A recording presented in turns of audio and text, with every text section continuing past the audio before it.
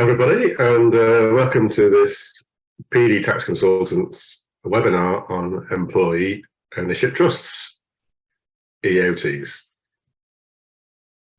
This morning, you're hosted by my good self, Paul Davison, and my very able colleague, Ahad Choudry, who's stepped up to the plate this morning to talk about EOTs. Thank you, Ahad. Excellent. PD Tax, for those who don't know what we do or who want a reminder, we enrich lives by making tax simple. Client service and definitive advice are important for us, i.e. giving people a steer. And our general belief is that the client should be paying the right amount of tax, not more, not less, after all the reliefs that are available are applied, because they're there for a reason. So what do we do? Well, we provide tax advice, to earn and manage businesses, individuals, people with a one-off tax issue. We do a tax director service for accountancy firms who don't really have sort of a high level of tax within their firm, who need something on the odd occasion. We do some tax returns forms for people, but they tend to be more complicated ones, sort of with interesting bits and pieces attached to them. We do share valuations. So when we say share valuations, we do share valuations of private limited companies. It tends to be of trading companies and of investment property companies, mainly for tax purposes, but also for other purposes, sort of if there's conflicts or fallouts with people, or whatever valuation is required for, we will do an independent valuation for that. And we also get ourselves involved in tax investigations and voluntary disclosures. All interesting stuff. Right, so today's webinar, as ever, we're going to finish at 10 on the dot. Your mics are disabled, so you can say what you want into the screen, but we won't be able to hear you, so that's good. You need to submit any questions, though, via the Q&A box or the chat box. I mean, Q&A box is better for Laura, really, so she can sort of corral them, because she'll be asking them at the end to myself and Ahad. If your question is not answered, then don't worry, because we'll follow that up with some communication to you in the coming days. And as ever, general disclaimer, this presentation is for general information only and is not intended to constitute individual advice. It is recommended that you seek competent professional advice before taking action. Right, I think that's the introductions over. We're on to the meat and drink of the webinar. Ahad, please, there you go. Morning, everyone. Thanks, Paul. So what is an EOT? Essentially, they were introduced by the Conservative and Lib Dem coalition government in 2014. So they've been around for a minute or so now. Essentially, employee ownership trust is a vehicle which acquires a controlling interest within a company. A controlling interest is something that's 51% or over, and essentially that vehicle holds those shares on behalf of the employees in that particular company. Now, one of the most famous EOTs in existence is John Lewis itself, John Lewis and Partners. The partners are actually the employees within the company. And that was one of the reasons why the government kind of drew to this initiative and wanted to encourage employee ownership further, given the success of John Lewis itself. Just wanted to let you know how popular actually EOTs have become. In the 12 months prior to September 2022, nearly 500 EOTs were established. In the 12 months prior to this, there were 235, and the 12 months prior to this, there were just 56. So given these figures, we can see how massively the massive growth in EOTs over the last few years.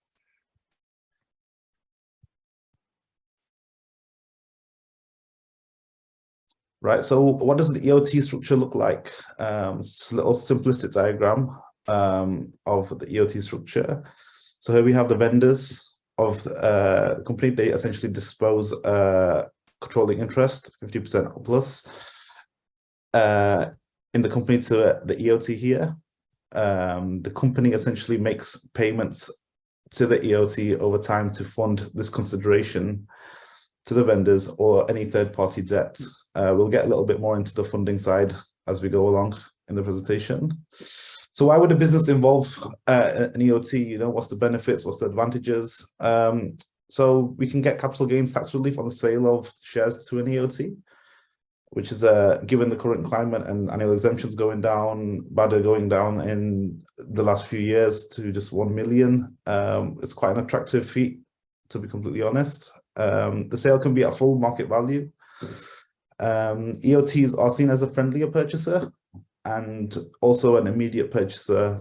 There are a lot of trades out there which are specialist and very unique, and they might not have it might not be very easy to sell the business and market the business, but an EOT essentially creates an immediate purchaser right there. A smoother transition in the sale. A happy medium can be reached between the parties, and the outgoing directors can still play a role post-sale. And also, it can incentivize, reward, and retain employees. Now, moving on to the juicy bit, which is the TCJA 1992 Section 236H, which is the actual CGT tax relief itself. Essentially, what the legislation states is that if a person other than a company disposes of any ordinary share capital in a company to the trustees of a settlement and the relief requirements are met and a claim under the section is made, then the disposal by the vendors and the acquisition by the trustees are treated for tax purposes as no gain and no loss. So let's move on to the relief requirements themselves. Trading requirement is met if the company is a single standalone trading company and not part of a group, or if it's the principal company of a trading group itself. An all employee benefit requirement. The trust property should only be for the benefit of eligible employees on the same terms. Now, to delve a little further on this doesn't mean that any distributions made have to be in equal tranches. We can differentiate based on remuneration of employees, length of service of employees, and hours worked. But it's important to remember that essentially the EOT has to benefit the employees ultimately. There can't be a zero benefit to employees. They can't discriminate in that regard. The controlling interest requirement, which we've touched on already, 51% or more of the company must be sold to the EOT. But the important element is that this level of ownership must be retained by the trustees throughout. Otherwise, and the EOT should not hold a controlling interest prior to the transfer. The limited participation requirement, essentially the number of continuing shareholders and other 5% participants who are employees or directors must not exceed 40% of the total number of employees of the company group. And the other one is no other claim for this relief can be made in relation to this related disposal or by any other person connected with a participator in an earlier tax year. The relief has to be claimed by that individual and any connected person in that particular and singular tax year. Funding. So how can an EOT fund the acquisition of a controlling interest? Bank loan. The bank could take security in form of a charge over the shares held by the trustees, or distributable profits. The company could fund the trust through a contribution of the distributable profits itself. We have to be careful of Section 455 tax. So the company selling to the EOT will be a closed company more often than not. However, if it doesn't meet the controlling, if it is not a closed company, if it meets the controlling interest requirement per CTA 2010 Section 439, it will be a closed company. Essentially, then Section 455 tax will be levied if a loan is given from the company to the trustees. If the loan is cleared in 9 months after their counseling, at the end of the counseling period, no Section 455 tax will be due. However, if it's not, then the outstanding loan will be taxed at 33.75%. Once the loan is repaid, the tax can be claimed. However, if the loan is written off, then an income tax charge arises on the trustees themselves. So now time for a poll. What size of company do you think an EOT is suited to the most? A small company with less than 20 employees, a medium company which has 20 to 50 employees, or a large company that has 250 employees or more? I'll give everyone just 30 seconds just to answer that poll when it comes on your screens.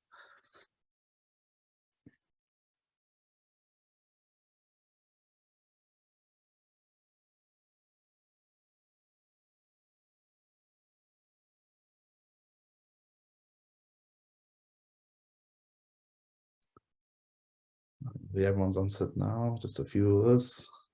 Let's hang fire for another 10 seconds.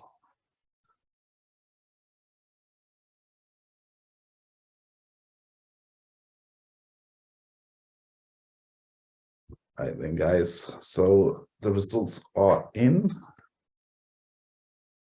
And I think most people are right on the line with medium-sized companies. Is probably the ones that it suits the most. Research has shown that companies with employees of 20 to 250 members of staff and they've had an EOT involved have been the most successful out of the batch. That's not to say that the other companies haven't achieved any levels of success. It just seems to be that that particular size of organization, it seems to be the one where EOTs thrive the most.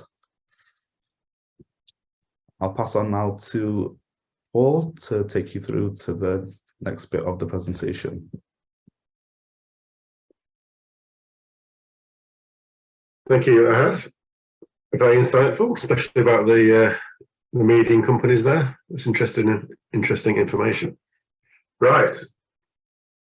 Okay, so we'll go into a bit more detail now about the surrounding structure, etc. We're talking about the trustees of the EOT,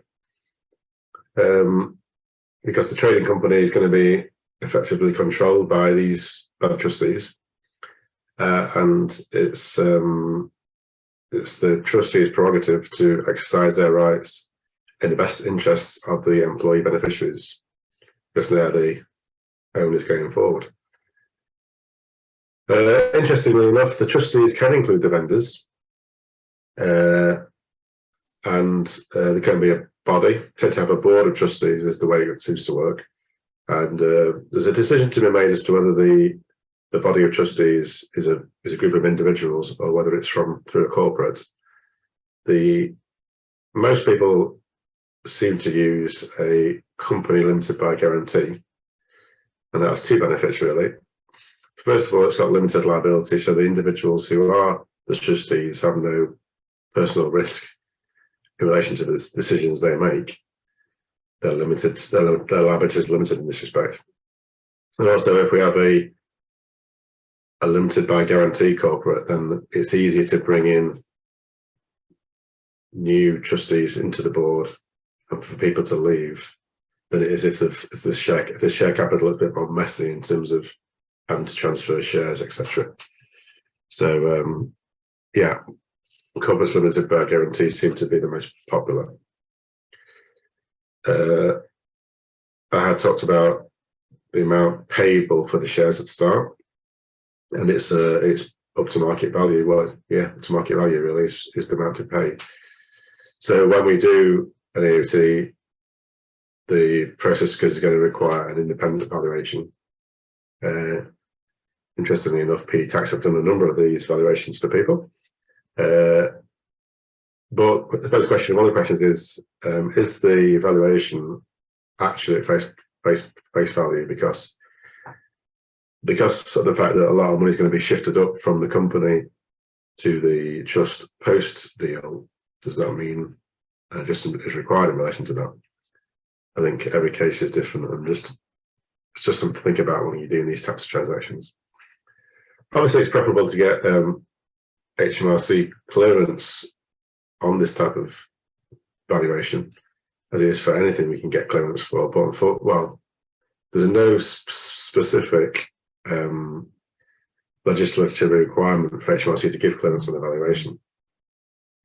We have seen people use the EMI valuation process as a way of sort of getting a valuation agreed with HMRC at the same time, but it's important to know that the EMI valuation is not for the purposes of an EOT, it's for the purposes of a EMI.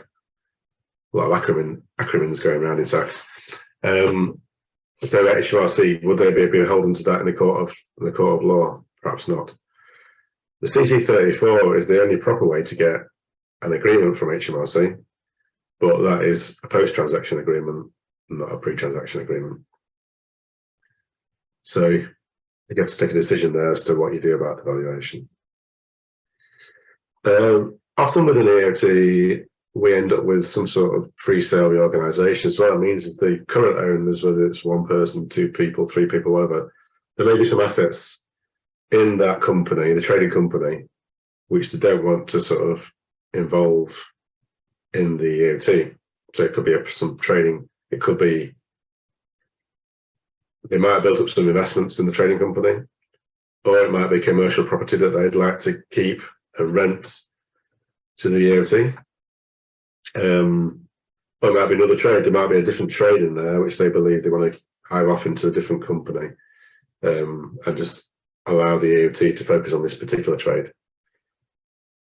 So the type of thing we're looking at there tends to be like some sort of demerger. It depends on the valuations as to what's going to be the valuations and what tax liability is going to be there if we move stuff across. But it's important to know that when you're doing these in EOT, you should put the initial reorganisation into the clearance. But it shouldn't really affect the clearance, because the clearances are all looking at the sort of the money coming out of the company to the trust, etc.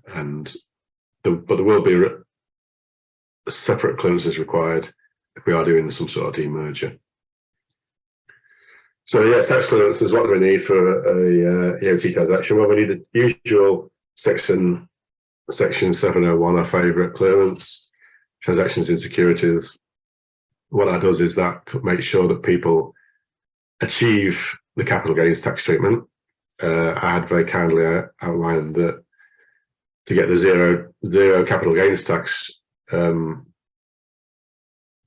rate, we have to fall into certain conditions. But if HMRC believe it's not for a commercial purpose, they will deem that the monies are income and not capital, and therefore the capital gains tax rate doesn't apply. We have to pay 40% on receiving the monies.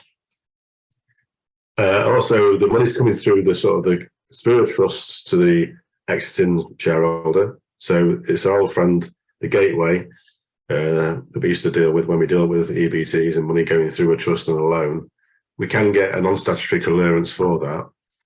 And we can also get non-statutory clearance that the contributions up from the trading company to the trust to pay the money to the exiting shareholders are not distributions. Because if you think about it, there's money there leaving the company going to a non-corporate, which would normally be a distribution and taxable on the trust.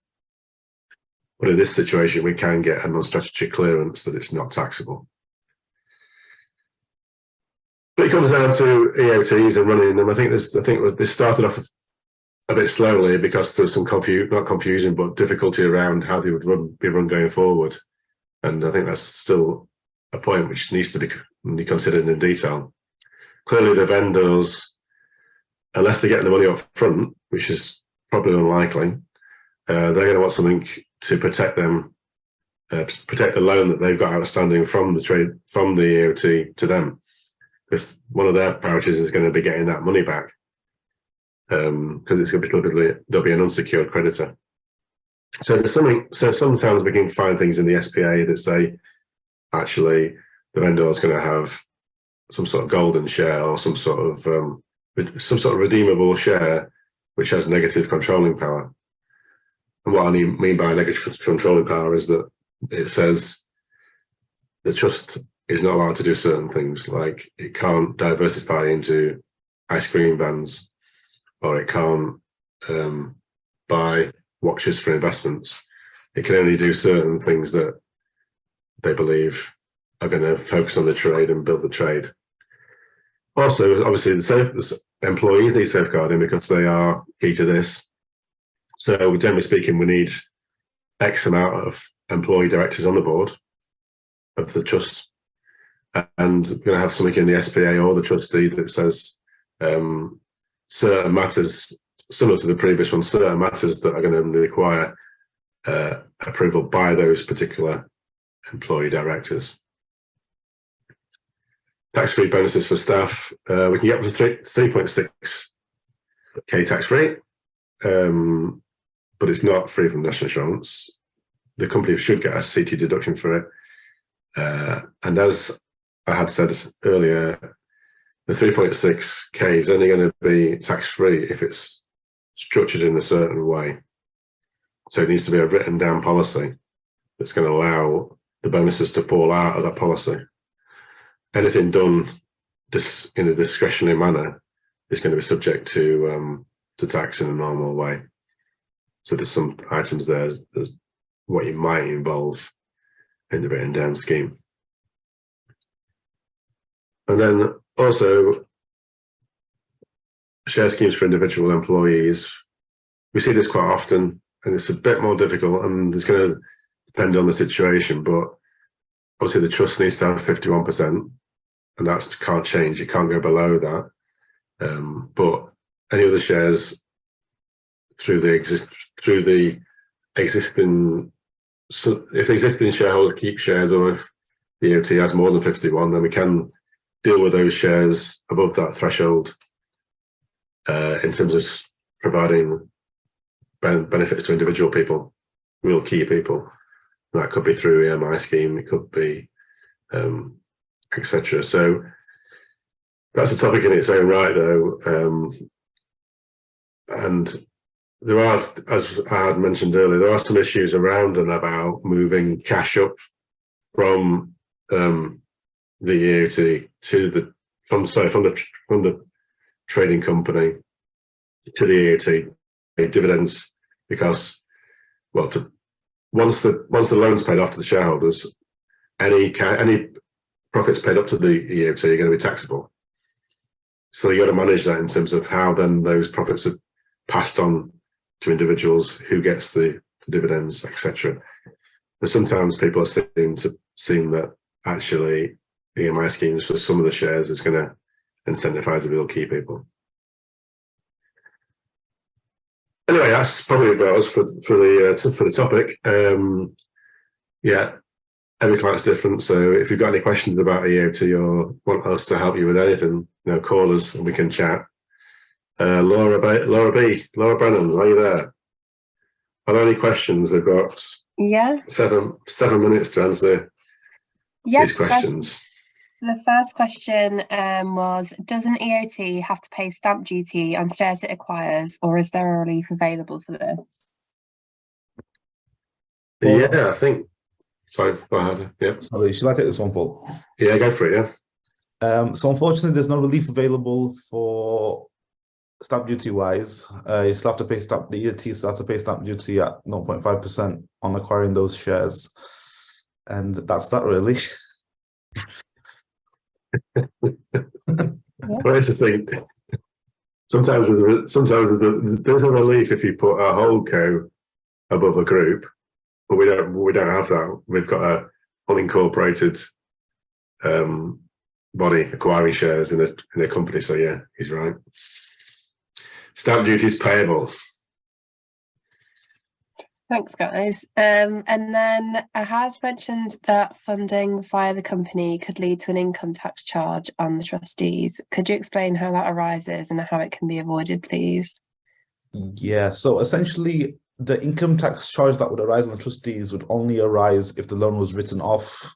I think if you were writing the loan off just from logical sense, you'd probably get in some sticky territory anyway, whether it's going down for a commercial purpose or not, or if it's doing it for the benefit of an individual. But essentially, if you're writing the loan off, that's how the income tax charge is going to hit, and there's no way around that. Unfortunately, the best way would be just to pay the loan off, and that's that. Thanks, Ahad. We've got another question asking, what's the difference between an EBT and an EOT?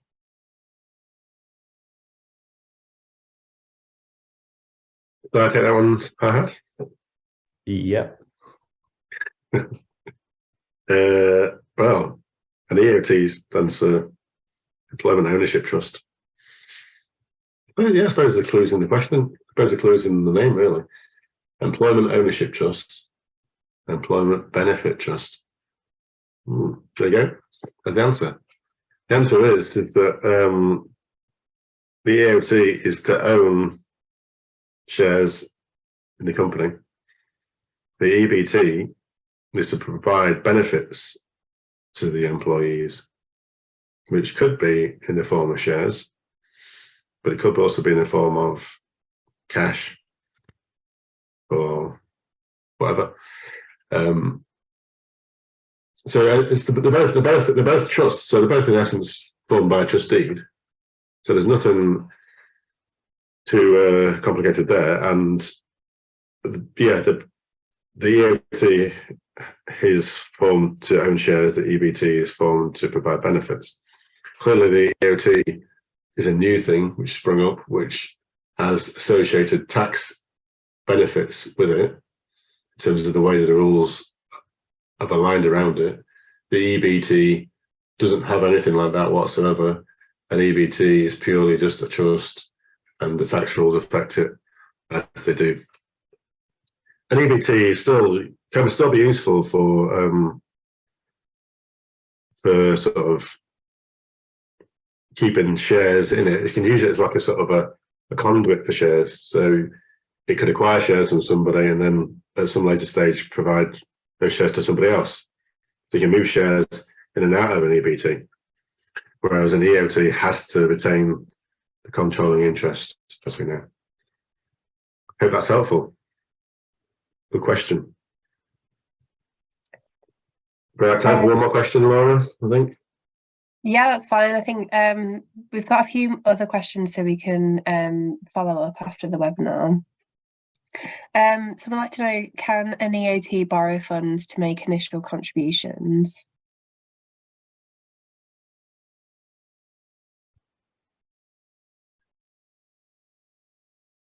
Make initial contributions. Well, yeah, an EOT can do what it wants. I think we mentioned that in the thing. An EOT can be run as a normal business. Obviously, it's going for the benefit of the employees. If clearly it may well borrow from the trading company to buy the shares from the exiting shareholders. It could also borrow from a bank. But I suppose the question is, would a bank lend to an EOT? It depends on its. It does have collateral in the shares, but so it can borrow, but whether it will or not is different. Kettle of fish. It will definitely borrow and receive money from a trading company, but whether it can borrow money from a bank depends on each situation. Okay, everybody, it's come up towards 10 o'clock.